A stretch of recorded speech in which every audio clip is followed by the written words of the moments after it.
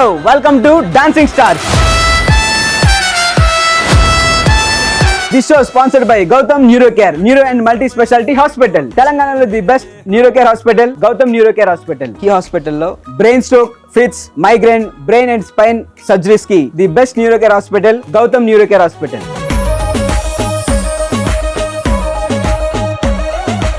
Music sponsored by Madhura Audio. ఈ రోజు మన డాన్సింగ్ స్టార్స్ రాబోతున్న స్పెషల్ గెస్ట్ ఎవరంటే తన డాన్స్ లో ఎన్టీఆర్ లో మాస్ ని, వెంకీలో క్లాస్ ని, మెగాస్టార్ లో గ్రేస్ ని కలిపి మిక్సీ కొడితే ఎలా ఉంటుందో మనం డాన్స్ చేస్తే అలా ఉంటది. So let's welcome Chittu master.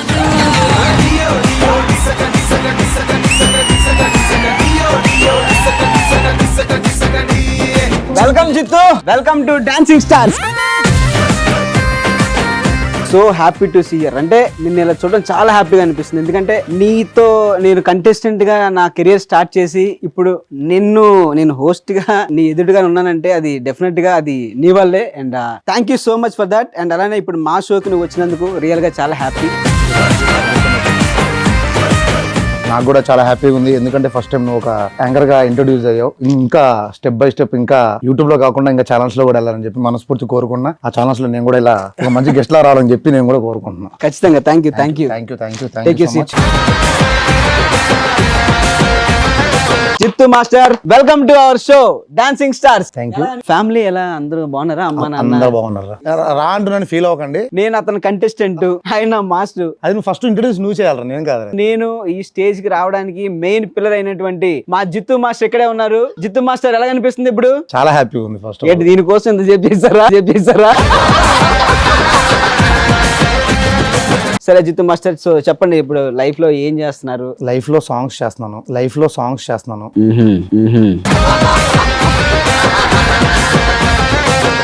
చెప్పండి. మ్యాడ్ మూవీ చేశాను, తర్వాత మన సుడిగాలి సుధీర్ అనేది గోడ్ మూవీ చేశాను. కిరణ్ అబ్బవరం గారిది ఒక మూవీ చేస్తున్నాను, అలా షూట్ అయిపోయింది. భామకలాపం 2 అని ఒకటి వస్తుంది, అది చేశాను. రాజు యాదవ్ సీన్ అన్నది రాజు యాదవ్ చేశాను. నెక్స్ట్ మన రవితేజ గారి వాళ్ళ బ్రదర్ వాళ్ళ అబ్బాయి లాంచ్ అయ్యారనమాట, మిస్టర్ ఇడియట్ అని, అందులో 2 సాంగ్స్ చేశాను.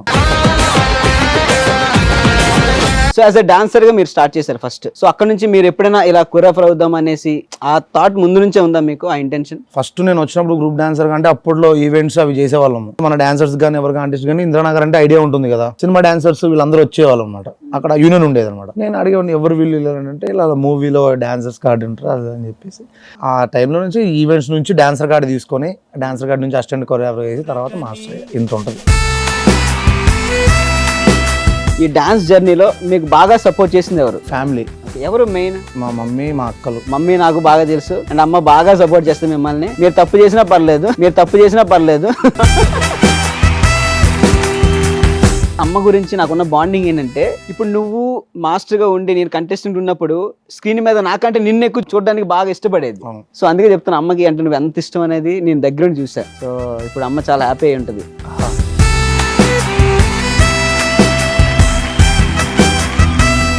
మ్యారేజ్ తర్వాత నీ లైఫ్ ఎలా ఉంది? మ్యారేజ్ ముందు ఒకలాగా ఉంటుంది లైఫ్, మ్యారేజ్ తర్వాత ఒకలాగా ఉంటుంది. అదంతా అయితే నేను బేబీ పుట్టిన తర్వాత లిటరలీ చెప్తున్నా కదా, నేను ఫ్యాక్ట్ చెప్తున్నా, పిల్లలు పుడితే ఇంటి బయట తిరగాలని ఆ టైం స్పెండ్ చేయాలనిపిస్తుంది బేబీతో. ఇప్పుడు చెప్తున్నా నాకు మా బుడ్డదే గుర్తుకు వస్తుంది.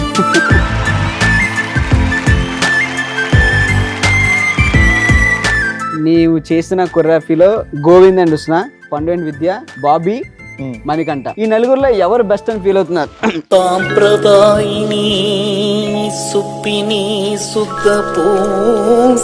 మీ అందరు కొరియోగ్రాఫ్ చేసిన నేనైతే బెస్ట్ అనిపిస్తుంది అబ్బా. ఎందుకంటే ఈ నలుగురు కదా, నలుగురితో నేను ఎంత టార్చర్ పంపిస్తున్నా నాకు తెలుసు. అంత మాట సరే, ఒక్కొక్కరి గురించి చెప్పండి అయితే. అంటే ఒకళ్ళు మైనస్ ఒకటి ప్లస్ చెప్పండి ఒకళ్ళ దాంట్లో. ఇప్పుడు గోవింద్ ఉస్నా వాళ్ళది మొత్తం నాడుతా అనమాట. వాళ్ళది మనం ఒక స్టైల్ చేస్తే అమ్మాయి వేరే స్టైల్ చేసేది. ఆ అమ్మాయిని మళ్ళీ బాడీ లాంగ్వేజ్ అంతా మార్చుకొని తీసుకొచ్చే లోపల ఇంటికి పంపించేది.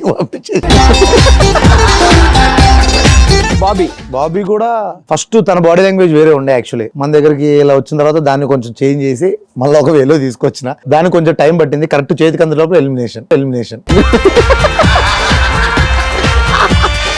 మణికంట రణగాడు నాకు కొంచెం సింక్ అయ్యాడు అనుకున్నా. ఓకే, మరి ఎందుకు సింక్ అయ్యారా లేదా? సింక్ అయ్యేటప్పుడు మళ్ళీ హెల్మెట్ అయ్యారా? అదే పండు గురించి చెప్పాలంటే లిటరలీ నన్ను అడిగితే కొంచెం గట్టి కష్టపడి ఫైనల్స్ కొట్టేవాళ్ళమేమో అనిపించింది. ఏ నిజం చెప్పాయి, ఇది మొత్తం ఢిల్లీ కష్టం అవుద్ది. నిజం అనుకుంటారు జనాలు.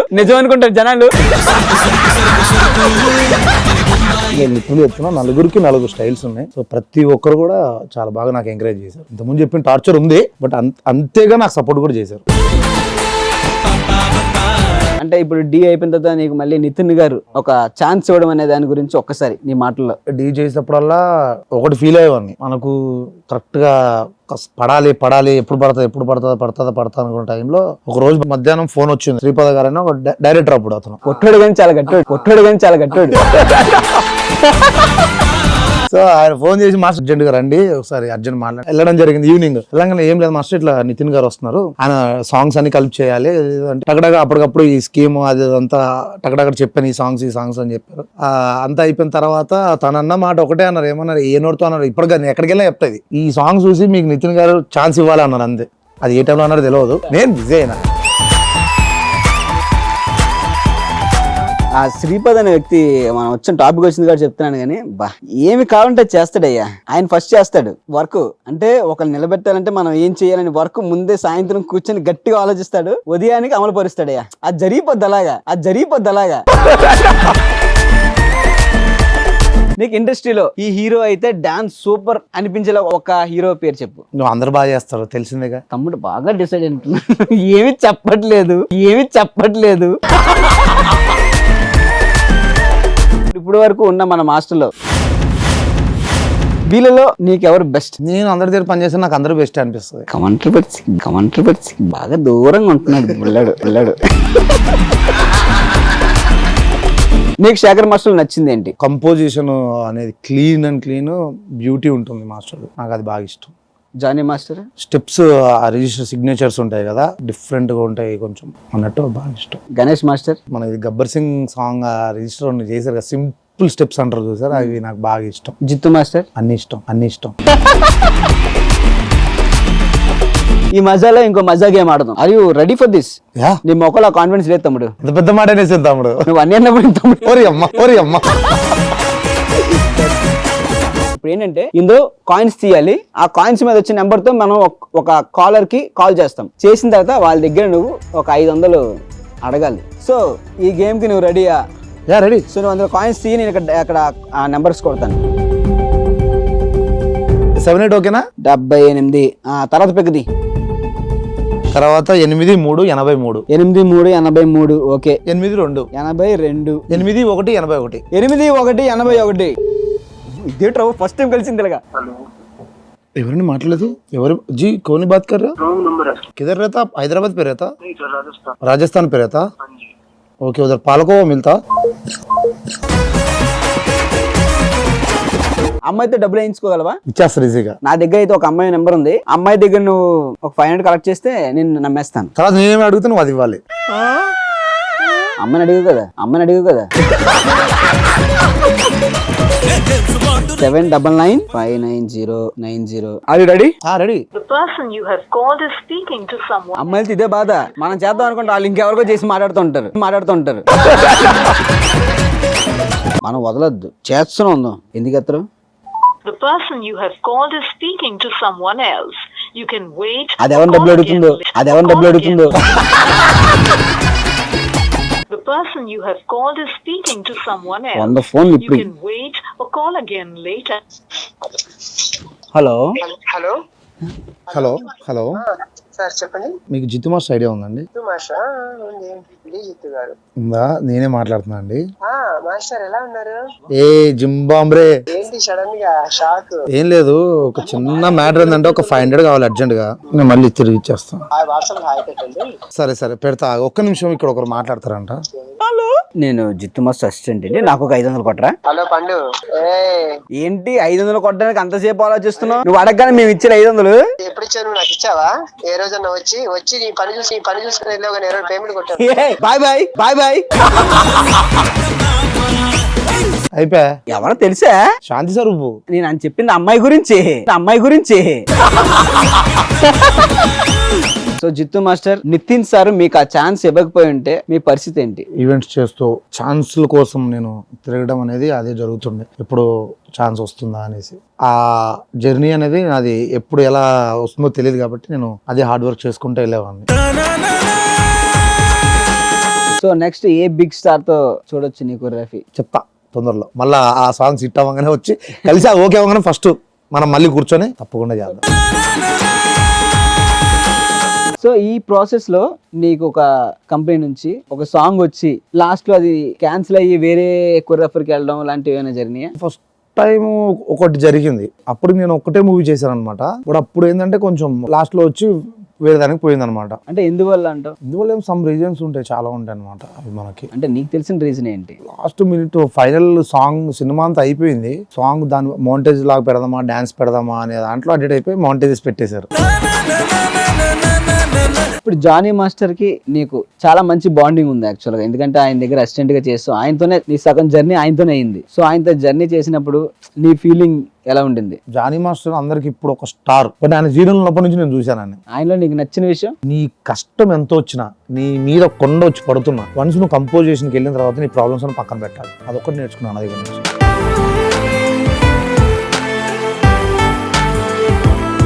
శుభలేఖ రాసుకున్న సాంగ్ అప్పుడు అన్నీ ఫారెన్ వెళ్ళాలి. డే నైట్ మేము కంపోజింగ్ షూట్ చేస్తున్నాం, మళ్ళీ అది ఎడిటింగ్ చేయాలి. ఈ సిచ్యువేషన్ ఏమైపోయిందంటే జానన్న వాళ్ళ మదర్ కి బాగాలేదు, చాలా సీరియస్. ఆ టైంలో అన్నపడ్డ ఒక బాధ, ఒక పెయిన్ ఉంటుంది చూసి, ఆ పెయిన్ అంతా నేను పక్కనే చూసి నేర్చుకున్నాను అనమాట. మదర్ ని మించిన అయితే ఏది లేదు. అలాంటి మదర్ కి ప్రాబ్లం వస్తే నా ఇటు వదలలేక అటు వదలలేక మధ్యలో ఉండి రెండు బ్యాలెన్స్ చేసుకుంటూ పెయిన్ ని ఘోరంగా అనుభవించిన. సో అదొక్కటి నేను అన్న దగ్గర నుంచి బాగా లాక్కున్నా. ఎంతవరకు చదువుకున్నావు జిత్తు నువ్వు? 10th పాసా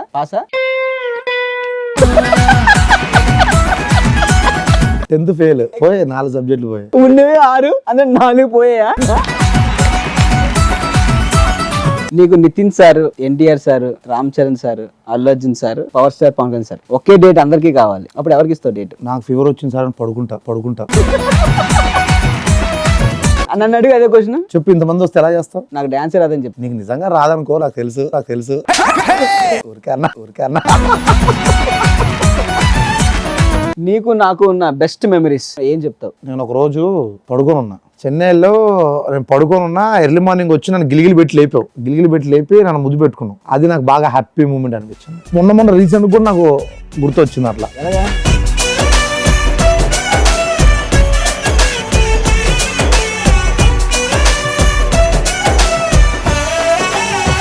మన మెమరీస్ ఒక్కసారి గుర్తు తెచ్చుకుంటే. అరే గుర్తుందా డాన్సర్లందరికీ, ఏ అబ్బాయి ఇక్కడ ఎవడు కాదు, బయట నుంచి వచ్చాడు, ఫారెన్ అబ్బాయి. యాక్చువల్లీ తెలుగులో ఇచ్చి పడేసేయండి, మనం తిట్టుకున్నా పర్లేదంటే ఒక్కొక్కరిని తిట్టారు చూసావా. అంతా మాట్లాడిన తర్వాత అన్నం తిన్న తర్వాత గివ్ మీ సమ్ వాటర్, ఏంటి ఎట్రా వాటర్ రాగానే ఒక్కసారి అందరూ షాక్ అయ్యారు.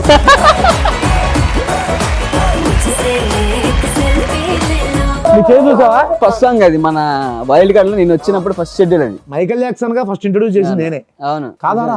నిజమే, అదే చెప్తున్నా. యా అని చెప్పే లోపల నువ్వు కాదని అడిగితే నేనేం చెప్తాను ఇంకా.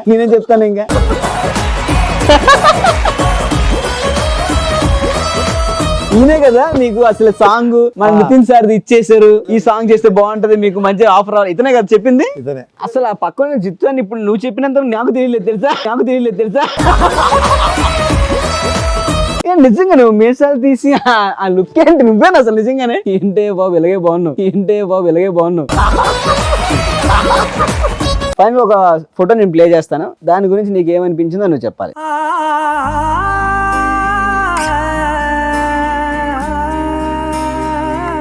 తనకేంటంటే తను కూడా బాగా డాన్స్ చేయాలని చాలా ఇంట్రెస్ట్ తనకి. ఓకే. సో ఫస్ట్ టైం ఏంటంటే మా వైఫ్ టీవీలోనే పరిచయం అయింది, మా పాప కూడా టీవీలో పరిచయం అయింది. నా ఫ్యామిలీ అంతా ఒక టీవీలో అలా కనబడి చాలా హ్యాపీ అనిపించింది. సో నువ్వు ఇంకేమైనా షేర్ చేసుకోవాలనుకుంటున్నావా? నాకు నచ్చేది ఏంటి? నీకు నచ్చేది నచ్చింది రెండు చెప్పాలా? నచ్చింది ఆల్రెడీ తెలుసు, నేను అడుగుతాను రా అన్నావుగా. కొన్నిసార్లు ఎలా ఉంటావంటే అవతల వచ్చి నన్ను పలకరించినందుకు నేను పలకరించినాయి అంటే నీకు గుర్తుంది మొన్నే నువ్వు అక్కడ ఉన్నావు, నేను వస్తున్నా బండి మీద వెళ్తున్నా, నేను చూసా, నువ్వు నన్ను చూసా, నేను చూసా. నేను నీ దగ్గరికి వచ్చి ఏం చిత్తు ఎలా ఉన్నాను ఇంతవరకు వాడు వస్తాడు కదా నేను ఎందుకు అడిగాను చెప్పాలి?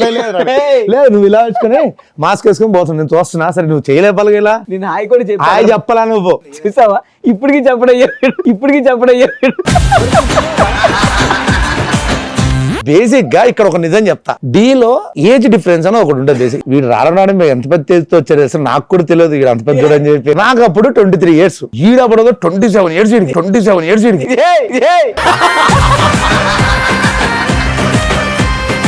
వీడికి అంత ఏజ్ ఉండే చెప్పనే లేదు, అందరు పిల్లోడు అనుకున్నాడు. తర్వాత ఒకరోజు సిట్టింగ్ వేసిన తర్వాత తెలిసింది బాబుది సినిమా ఇదేం రికార్డ్ అవ్వట్లేగా. ఓకే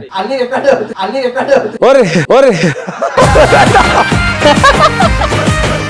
పండు ఏంద్రా నీ ఏజ్ ఎంత అంటే అప్పుడు కక్కాడు. నాకన్నా నువ్వు పెద్దోడు, లేదురా ఇట్లా ఏమనుకోకు, బట్ నేను మాత్రం నువ్వు నాకు ఇట్లా లేదని అన్నలాగా అనిపించావు రాదంటే పర్లేదు. అప్పుడు ఫస్ట్ జిత్ అంటే సర్లేరా తర్వాత మెల్లగా అమ్మ నా కొడకా అనుకున్నా అనమాట.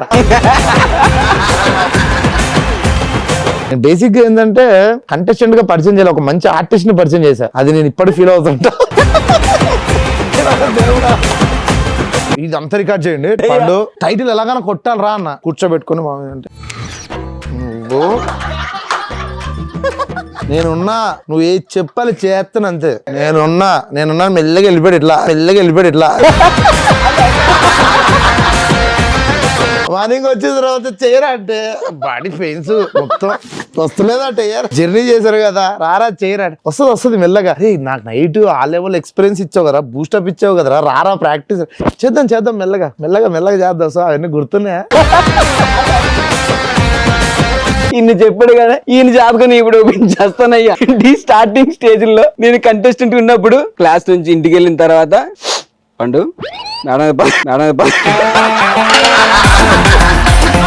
ఇలాగే కూర్చోబెడతాడయ్యా మేడం మీద, చెప్పు చూస్తాను కానీ కవర్ నుంచి బాణం తీసి పెడతాడు.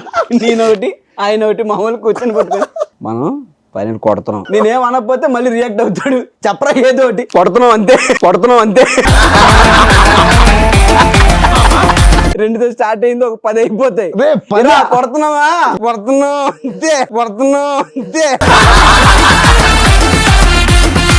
కొన్ని రోజులు పోయాక జిత్తు ఇది మంచి పని కాదు, పద మేడం మీదకి. ఒక్కోసారి ఏమైనా ఓడిపోయావు అనుకో, ఇద్దరం కలిసి వెనక చేతులు పెట్టుకొని పప్పు అన్న ఉండు పచ్చడి చెప్పి జిత్తు పద ఫైనల్ కొడుతున్నావా లేదా కొడుతున్నావు. ఆ రోజులు గుర్తొస్తుంటే అమ్మో చాలా ఉన్నారు. ఇంకా నీవైతే డైరెక్ట్ చెప్పరు, ఎపిసోడ్ ముగిద్దాం, ఎక్కువ వచ్చేస్తుంది. నాకు ఎందుకు నిజంగా చాలా హార్ట్ఫుల్ గా మాట్లాడతాను, బట్ ఎక్కడ రాలే కదా నాకు అదే అన్ని గుర్తొస్తూ మస్తు హ్యాపీగా ఉంది. అంటే ఓపెన్ గా రా బాబు, నాకు చాలా హ్యాపీ అనిపిస్తుంది.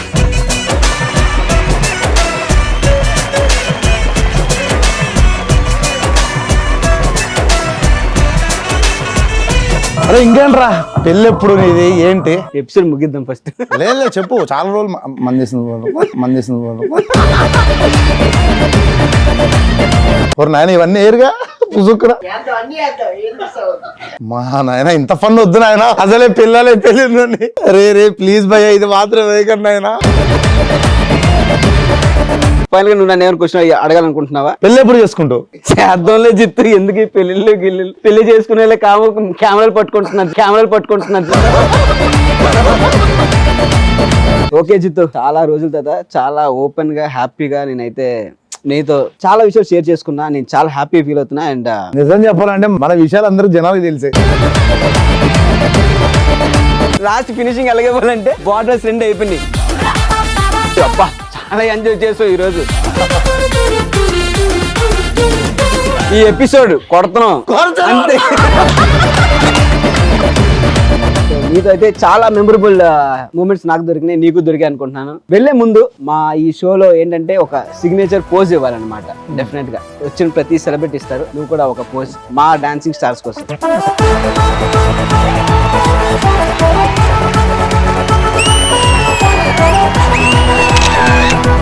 చూసారు కదా మా జిత్తు మాస్టర్, మా తమ్ముడు ఎపిసోడ్ ఎంత ఫన్ గా ఎంత ఎనర్జీగా జరిగిందో. మరి మన నెక్స్ట్ ఎపిసోడ్ లో వచ్చే గెస్ట్ తో మరి నెక్స్ట్ వీక్ కలుసుకుందాం. బాయ్.